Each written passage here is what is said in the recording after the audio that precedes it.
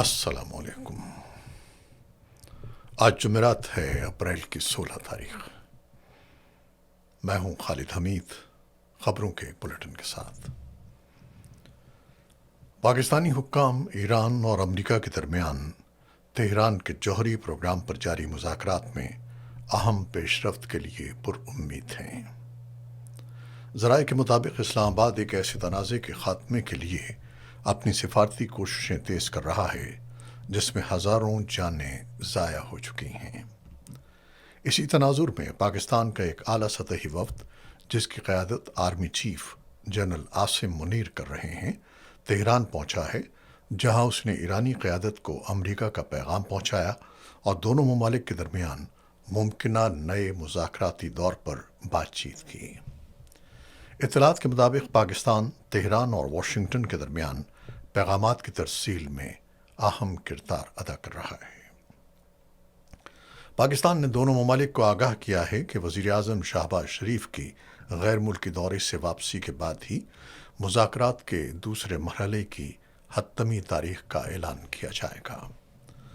توقع ہے کہ اگلا دور آئندہ ہفتے اسلام آباد میں منعقد ہوگا، جس میں وہی ٹیمیں شریک ہوں گی جو پہلے مرحلے میں شامل تھیں۔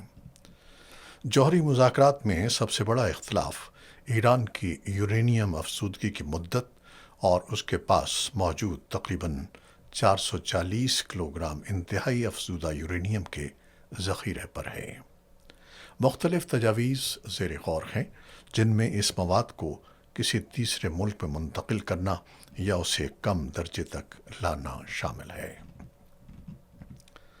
ادھر وائٹ ہاؤس نے مذاکرات کے تسلسل پر امید ظاہر کرتے ہوئے پاکستان کی ثالثی کی کوششوں کو سراہا ہے۔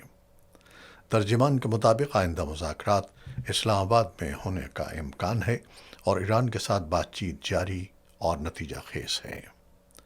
تاہم امریکہ کی جانب سے جنگ بندی میں توسیع کی خبروں کی تردید کی گئی ہے۔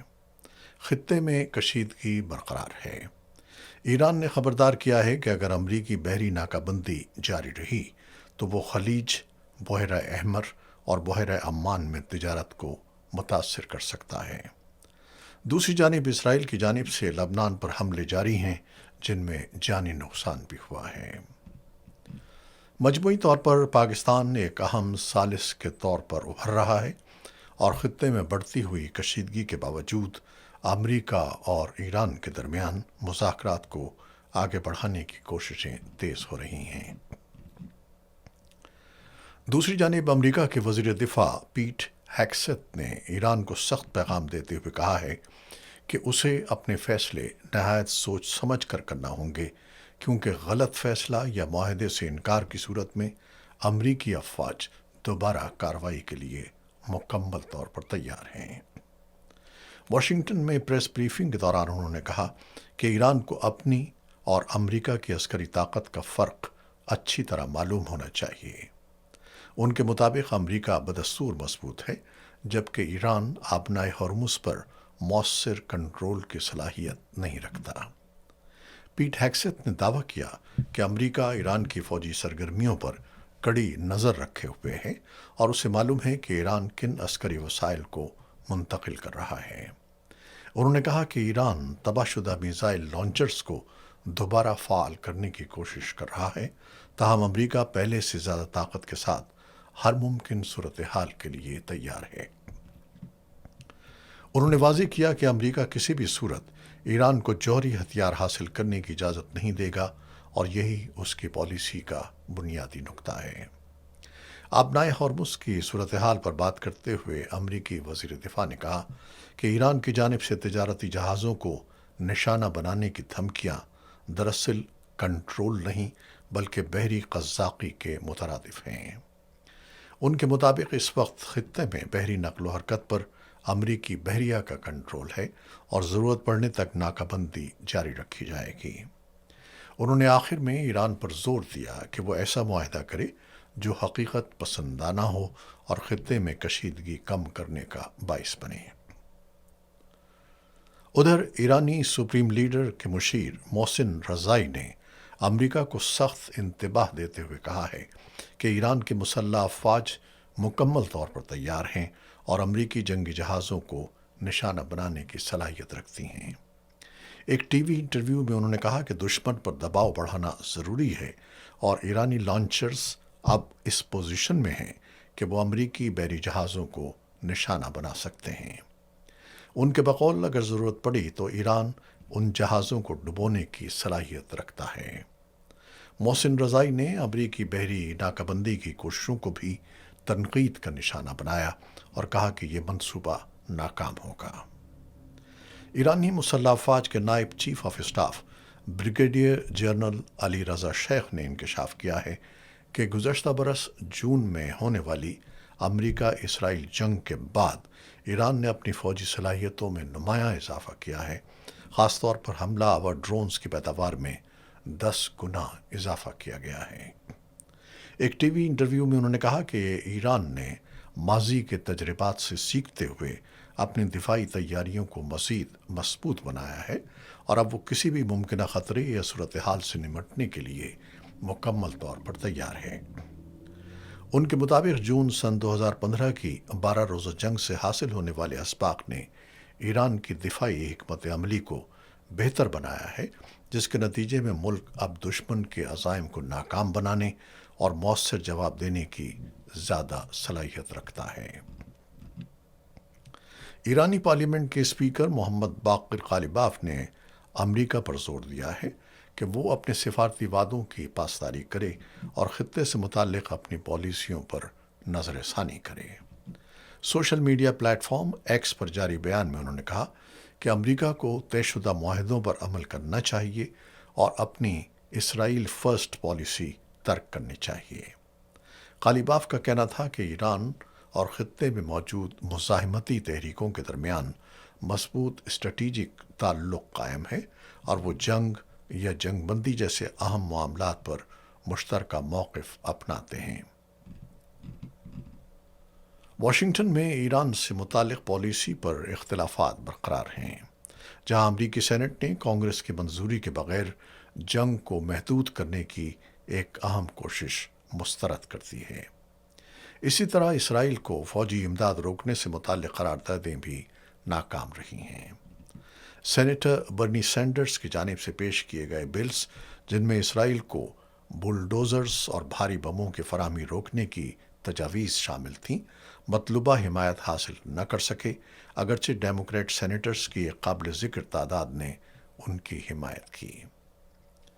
دوسری جانب خلیج میں کشیدگی بدستور برقرار ہے۔ ایران نے خبردار کیا ہے کہ اگر امریکہ نے آبنائے ہرمز میں بحری ناکہ بندی جاری رکھی تو ایرانی افواج امریکی بحری جہازوں کو نشانہ بنا سکتی ہیں۔ ایران کے مطابق امریکی پابندیوں اور اقدامات نے دونوں ممالک کے درمیان عدم اعتماد کو مزید بڑھا دیا ہے، تاہم اس کے باوجود جوہری مذاکرات میں ممکنہ پیش رفت کی گنجائش موجود ہے۔ سفارتی سطح پر بھی سرگرمیاں جاری ہیں۔ ایران اور متحدہ عرب امارات کے درمیان جنگ کے آغاز کے بعد پہلی بار اعلیٰ سطحی رابطہ ہوا ہے، جس میں خطے میں کشیدگی کم کرنے پر بات چیت کی گئی۔ ادھر امریکی صدر ڈونلڈ ٹرمپ نے اعلان کیا ہے کہ اسرائیل اور لبنان کے رہنماؤں کے درمیان دہائیوں بعد براہ راست رابطہ متوقع ہے، جسے کشیدگی کم کرنے کی کوشش قرار دیا جا رہا ہے۔ میدان جنگ میں صورتحال تشویشناک ہے۔ اسرائیل کے لبنان پر حملے جاری ہیں، جن کے نتیجے میں ہزاروں افراد جاں بحق اور لاکھوں بے گھر ہو چکے ہیں۔ حزب اللہ نے بھی اسرائیلی اہداف پر متعدد حملوں کا دعویٰ کیا ہے۔ اقوام متحدہ کے ماہرین نے اسرائیل سے فوری جنگ بندی کا مطالبہ کیا ہے، جبکہ انسانی بحران شدت اختیار کرتا جا رہا ہے۔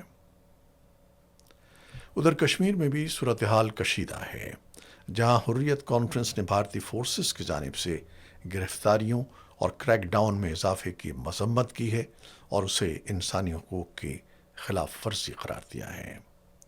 عالمی سطح پر انسانی ہمدردی کے اقدامات بھی جاری ہیں۔ سعودی عرب نے سوڈان کے لیے $145 ملین امداد کا اعلان کیا ہے اور جنگ بندی اور استحکام کی کوششوں پر زور دیا ہے۔ پاکستان میں دفاعی میدان میں اہم پیش رفت ہوئی ہے، جہاں پاک بحریہ نے مقامی طور پر تیار کردہ اینٹی شپ بیلسٹک میزائل کا کامیاب تجربہ کیا ہے، جو دور فاصلے پر ہدف کو انتہائی درستگی سے نشانہ بنانے کی صلاحیت رکھتا ہے۔ کھیلوں کے میدان میں پاکستان سپر لیگ PSL 11 کے دلچسپ مقابلے جاری ہیں۔ پاکستان سپر لیگ PSL 11 میں حیدرآباد کنگز مین نے شاندار کارکردگی کا مظاہرہ کرتے ہوئے راولپنڈیز کو 5 وکٹوں سے شکست دے دی اور ایونٹ میں مسلسل تیسری کامیابی اپنے نام کر لی۔ کراچی میں کھیلے گئے میچ میں حیدرآباد کنگز مین نے ٹاس جیت کر پہلے فیلڈنگ کا فیصلہ کیا۔ راولپنڈیز کی ٹیم مقررہ 20 اوورز میں 9 وکٹوں کے نقصان پر 121 رنز ہی بنا سکی، جس میں بلنکس نے 26 اور یاسر خان نے 24 رنز اسکور کیے۔ حیدرآباد کنگز مین کی جانب سے محمد علی اور حنین شاہ نے عمدہ بالنگ کرتے ہوئے 3 وکٹیں حاصل کیں۔ ہدف کے تعاقب میں حیدرآباد کنگز مین نے پر اعتماد بیٹنگ کا مظاہرہ کیا اور 122 رنز کا ہدف 17ویں اوور میں 5 وکٹوں کے نقصان پر بآسانی حاصل کر لیا۔ حیدرآباد کنگز مین نے یک طرفہ مقابلے میں کامیابی حاصل کرتے ہوئے اپنی جیت کی ہیٹ ٹرک مکمل کر لی۔ آج دوسرے میچ میں کراچی کنگز کا سامنا اسلام آباد یونائٹڈ سے ہو رہا ہے۔ یہ تھیں وہ خبریں جو یوٹیوب چینل پر ہم نے آپ کے لیے پیش کی ہیں۔ آپ ہمارے چینل کو دیکھتے ہیں، شیئر کرتے ہیں، پسند کرتے ہیں اور اپنے کمنٹس میں اپنی محبتوں اور رائے کا اظہار کرتے ہیں، جس کے لیے ہم آپ کے بےحد ممنون ہیں۔ اپنی ان کوششوں کو جاری رکھیے گا۔ خالد حمید کو اب اجازت دیجیے گا۔ اللہ حافظ۔